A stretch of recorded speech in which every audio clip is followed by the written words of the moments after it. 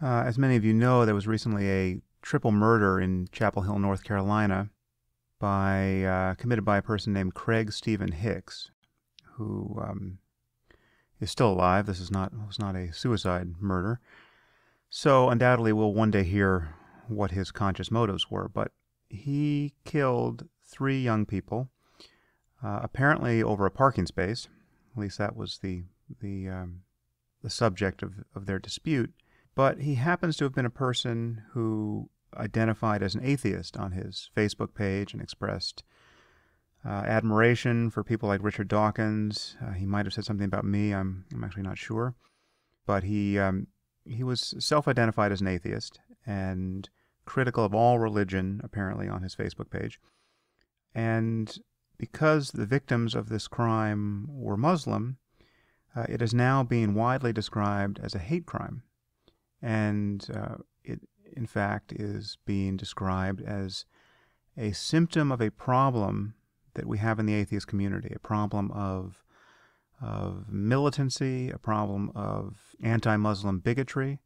And many people are claiming that I am somehow responsible for this, both for the background problem and for the murders themselves, which is quite an amazing thing to be accused of. So it seems to me there's a fair amount of moral confusion here, and also just factual confusion about the reality of human violence in the U.S. and elsewhere.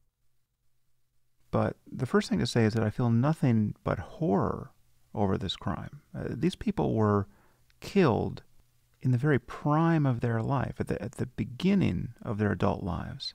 And they were, by all accounts, marvelous people. I can only imagine, in fact, I can't imagine, the grief of their parents and their loved ones. So there's absolutely nothing in my work or in my mind that is supportive of a crime like this. And I would have hoped that could go without saying. I think in this context it probably can't. Nevertheless, the deluge of claims of equivalence between this crime and the Charlie Hebdo atrocity, or the daily behavior of a group like ISIS, has been astonishing to witness.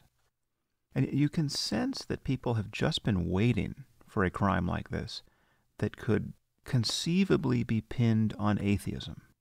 But of course, the analogy between militant atheism and militant Islam is a terrible one. It is an anti-analogy. It is false in every respect.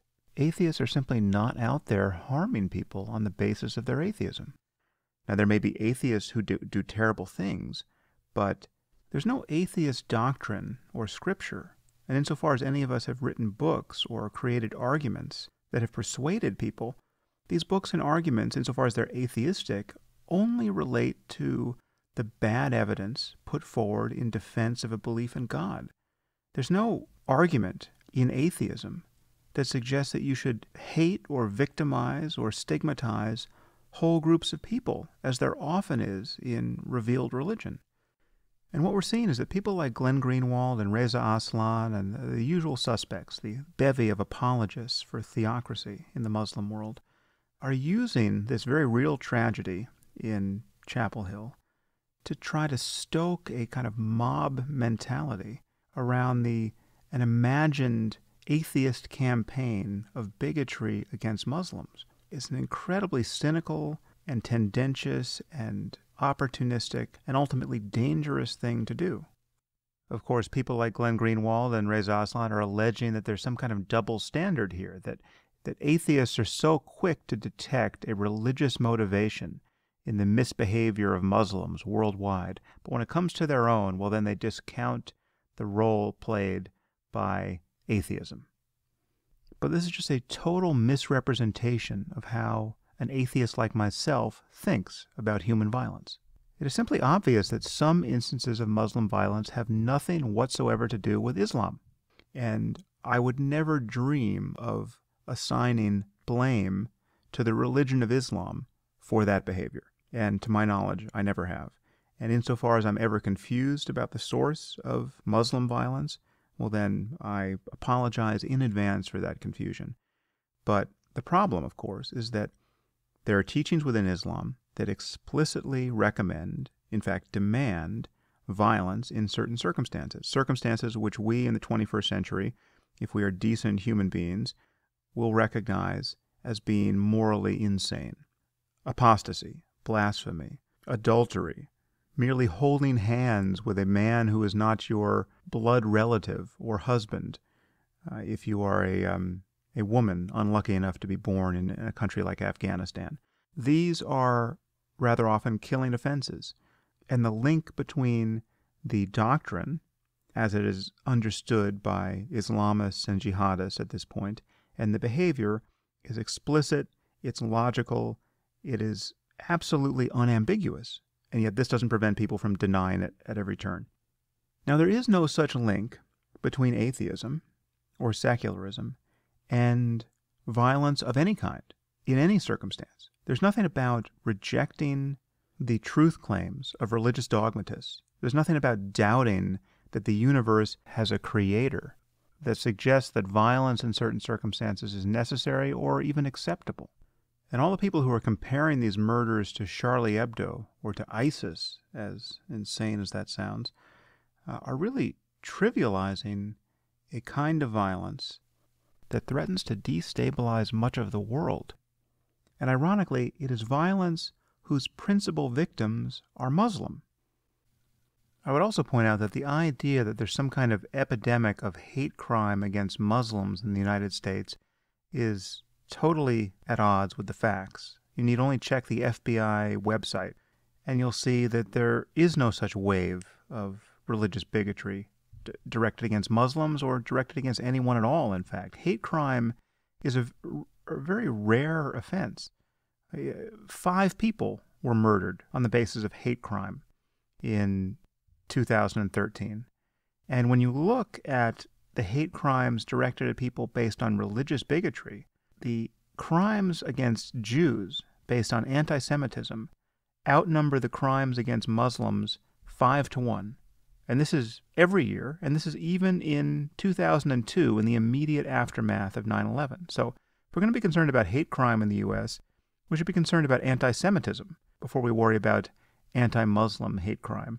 And the level of anti-Semitism in the U.S. is minuscule when you're talking about violence against persons. Now, I wouldn't say the same thing of France, but in the U.S., it is virtually a non-problem, especially when you compare it to the tens of thousands of ordinary murders and rapes and aggravated assaults that happen on the basis of purely interpersonal violence.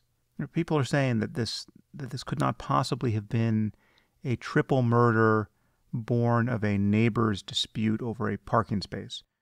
But this is the most common form of interpersonal violence. It never makes sense on paper. You're talking about people who fail to regulate their emotional states, and they have, in the U.S., ready access to weaponry that makes it incredibly easy to kill someone impulsively. So hate crime per se is not a major problem, and the people who are trying to whip up a frenzy of concern over the ambient level of bigotry and intolerance and violence against Muslims in the U.S. are really trying to engineer a kind of moral panic designed to distract people from the real problems that Muslims face, and that we all face, frankly, which is this basic incompatibility between a 7th century theocracy and our collective aspiration to build a truly pluralistic and global civil society. You can understand this all through the lens of free speech, right? This is all you need to consider. A phenomenon like Charlie Hebdo or the Satanic Verses. And for some reason, people on the left have aligned themselves with theocrats and people who are truly intolerant of the very liberal values that apologists for Islam think they're enunciating. As I've said before, tolerance of intolerance is just cowardice, and it's a cowardice that's increasingly consequential. So this analogy between so-called militant atheism and militant Islam is essentially a moral hoax. The thing that very few people seem able to distinguish, and the distinction that Greenwald and Aslan obfuscate at every opportunity, is the difference between criticizing ideas and their results in the world and hating people as people because they belong to a certain group, or because they have a certain skin color, or because they came from a certain country. There is no connection between those two orientations. The latter is, of course, bigotry, and I would condemn it as harshly as anyone would hope. But criticizing ideas and their consequences is absolutely essential, and that is the spirit in which I have criticized Islam in various flavors, and Christianity, and Judaism, and Buddhism, and all of these criticisms are different because these belief systems are different. So that's the distinction that one has to recognize, and the clarity of that distinction leads to a kind of experience in the world that our critics seem to not imagine is possible. So, for instance, after I had that collision with Ben Affleck on Bill Maher's show Real Time, where I uttered this now infamous line, Islam is the motherlode of bad ideas. As I've said before, I think I slightly misspoke there. I should have said it is a motherlode of bad ideas. It's not the only motherlode of bad ideas, but it's the one that frankly concerns me most at this moment in history. Afterwards, I was in a restaurant, and a maitre d' in that restaurant came up and introduced himself and said he recognized me from the show, and he was Muslim, and the resulting conversation was nothing but a positive encounter between two people who had very different views of Islam. It was no surprise to me, and there was no difficulty in acknowledging that my blanket condemnation of Islam didn't capture his feeling as a devout and peaceful Muslim about the significance of his faith. I understand that, and he understood where I was coming from. He understood I wasn't talking about him when I'm talking about the problem with ideas like jihad and martyrdom and apostasy. We had this conversation in a spirit of absolute mutual respect and tolerance. There was not a scintilla of bigotry in my mind. And this guy was the nicest guy in the world, right? So I've been back to the restaurant since, hugged him. There's absolutely nothing hostile about my orientation toward individual people who happen to be Muslim. Now, given the requisite beliefs on their part, the hostility will be inevitable. If I'm in the presence of a Muslim who thinks that infidels are the scum of the earth, we're not going to be hugging each other. But the idea that somehow my criticism of concepts leads me to hate people is just, there's no point of contact between that and my actual psychology. And I'm sure this is true of Richard Dawkins, and it was true of Hitch, and it's true of Lawrence Krauss, and every other prominent atheist who unfortunately has to waste a fair amount of his or her life criticizing the terrible ideas of religion. Not to put too fine a point on this, but the psychological reality of being a so-called militant atheist seems to be so difficult for our critics to imagine that I feel like I need to give another example. So I'm writing this book with Maajid Nawaz, who I've mentioned before on this podcast. No doubt many of you are aware of who he is, but he's a former Islamist, now a Muslim reformer, brilliant, interesting, indispensable, who I now consider a friend. He wasn't a friend before this collaboration because we didn't know each other, but now I consider him a friend and actually a personal hero. He's an immensely courageous man. So he and I are collaborating on this book, the title of which is Islam and the Future of Tolerance. And as you'll see in this book, much of it has the character of a debate where I am pushing somewhat hard on specific ideas within Islam, and he is telling me how these ideas are susceptible to more benign interpretation so as to move Islam forward into the 21st century. But the crucial point is I don't have to censor myself on the topic of Islam to have this conversation. Maajid knows exactly what I think about Islam and concepts like jihad and martyrdom and apostasy. He knows exactly what I think about the treatment of women throughout the Muslim world. There is no contradiction between having a civil but nonetheless hard-hitting and searching conversation about a very important, even inflammatory topic, and having a positive ethical orientation toward the person you're arguing with. I actually said something to this effect in a recent Washington Post article, and Glenn Greenwald linked to this on Twitter, saying that Sam Harris wants us to know that he has a Muslim friend. So he's accusing me of using the some of my best friends are black defense. And he also branded Majid as a critic of Islam, dismissing him as a mere critic of Islam. And therefore, of course, he's the kind of Muslim I would associate with. So he treats Majid like an Uncle Tom. And please remember, this is coming from a gay Jew living safely outside the Muslim world who would be hurled from a rooftop any place within it.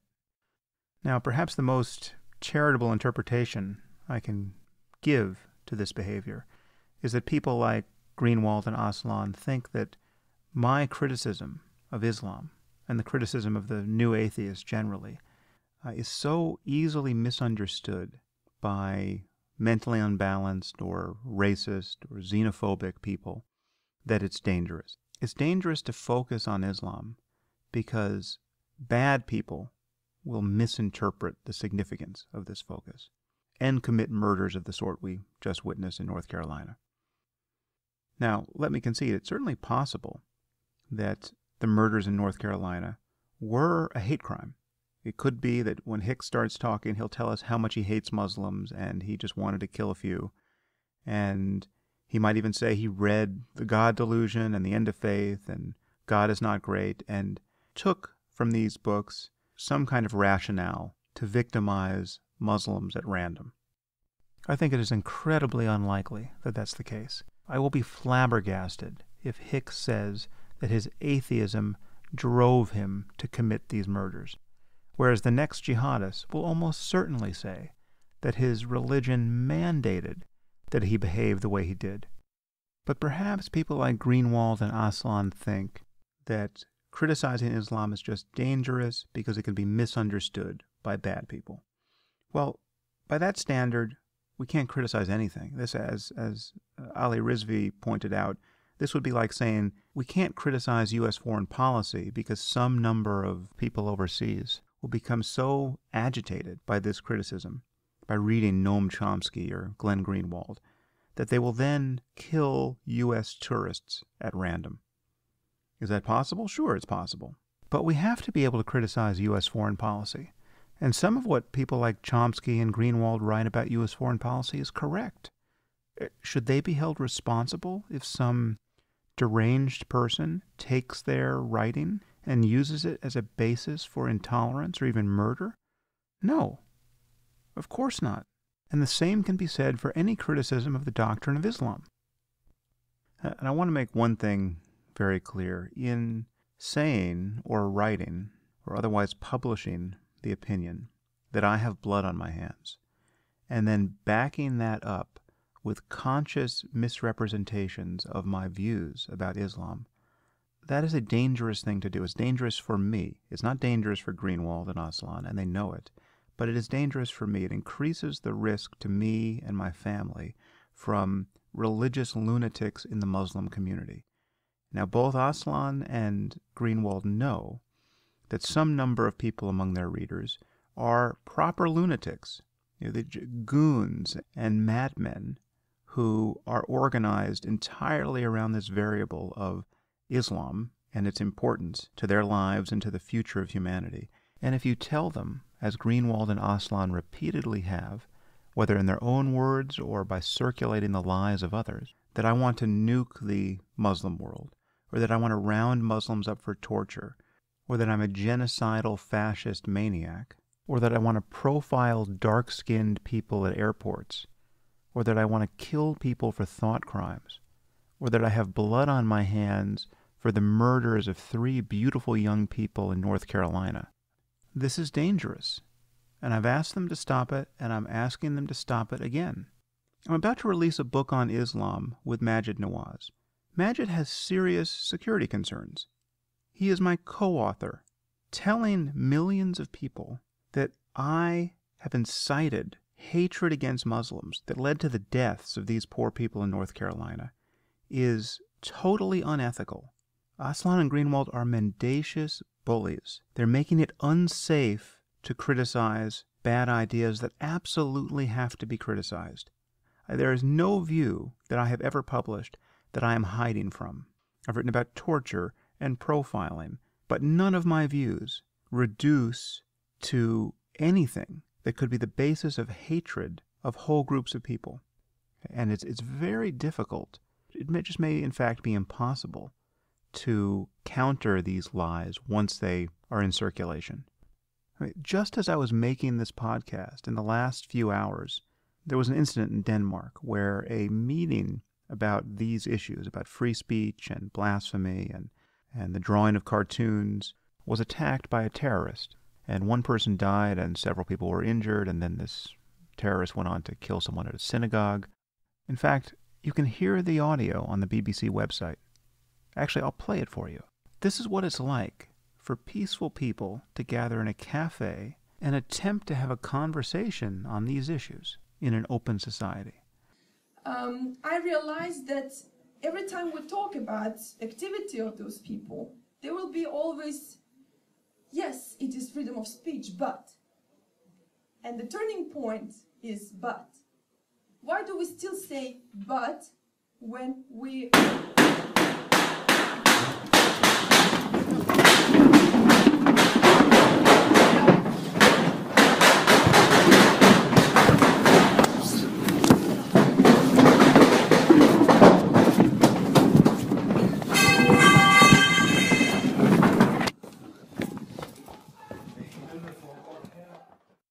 You have to ask yourself, what kind of world do you want to live in?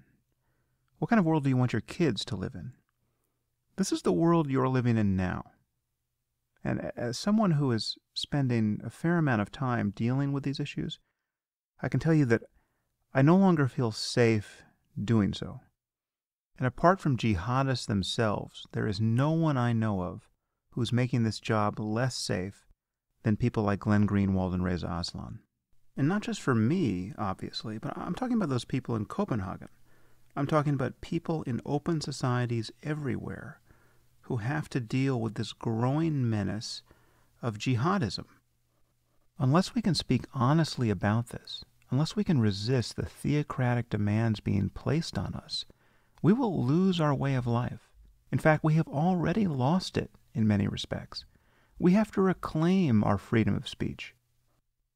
So if you care about living in an open society that doesn't more and more resemble Jerusalem or Beirut, if you care about free speech, real freedom of speech, not merely its political guarantee, but the reality of being able to speak about what you need to speak about in public without being murdered by some maniac, or without having to spend the rest of your life being hunted by a religious mob, if you care about my work or the work of other secularists and atheists, or that of Muslim reformers like Maajid Nawaz, or apostates like Ayaan Hirsi Ali, if you care about our ability to notice and criticize and correct for bad ideas, then you have to condemn this behavior. You have to condemn the deliberate manufacture of lies designed to make it unsafe to have honest conversations.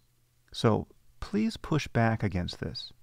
Please lose your patience for shocking displays of intellectual dishonesty on the part of people like Glenn Greenwald and Reza Aslan, and all the other commentators who obfuscate the plain reality of religious fanaticism. Your response to this really matters. The things you do on your own blogs and on social media and in comment threads really make a difference. Thanks for your help.